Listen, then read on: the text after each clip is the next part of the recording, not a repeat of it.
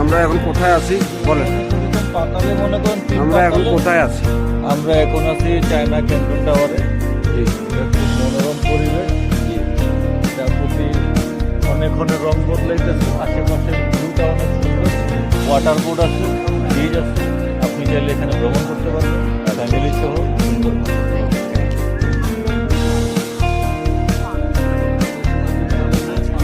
আপনার অনুভূতি সম্পর্কে বলেন।